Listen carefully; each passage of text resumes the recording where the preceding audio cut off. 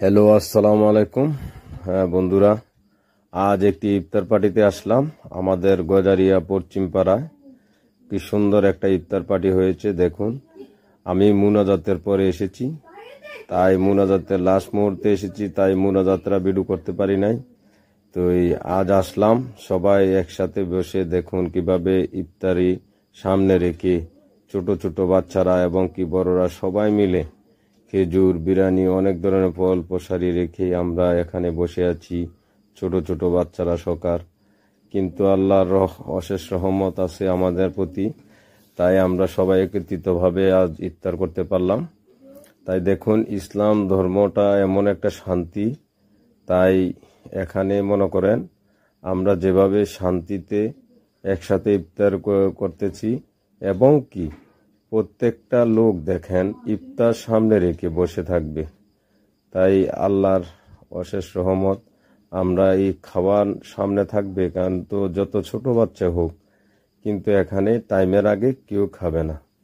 তাই সবাই মিলে একসাথে বসে আছি, আমরা একসাথে ইফতার করবো মাঝখানে। এভাবে সারা ত্রিপুরা রাজ্যে, সারা পৃথিবীতে আজ নয়, পুরা এক মাস এভাবে ইফতার আয়োজন করবে। প্রত্যেকে সারা পৃথিবীর মধ্যে এভাবে ভালোবাসা প্রত্যেকের প্রতি নিয়ে ইফতার করবে সারাদিন রোজা রেখে। তাই আজ ইফতার পার্টিতে অংশগ্রহণ করলাম।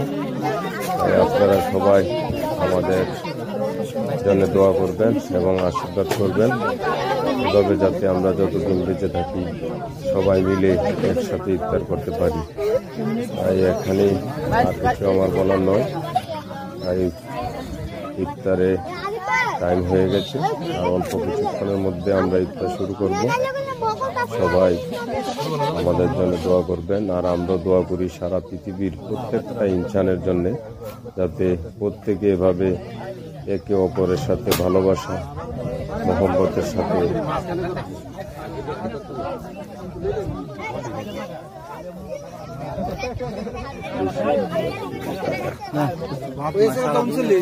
ঠিক আছে।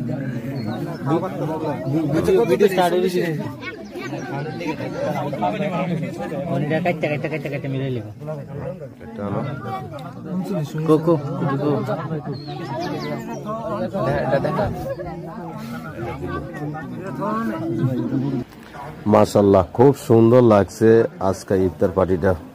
প্রিয় বন্ধুরা আমার, সবাই এভাবে মিলিতভাবে একে অপরের সাথে মিলে ইফতার করবেন, দেখবেন একটা তৃপ্তি মজবে। হ্যাঁ, তাই আজকে আসলাম, আমার থেকে খুব আনন্দ লাগতেছে সবাইকে নিয়ে যে ইফতার করার একটা স্বাদ।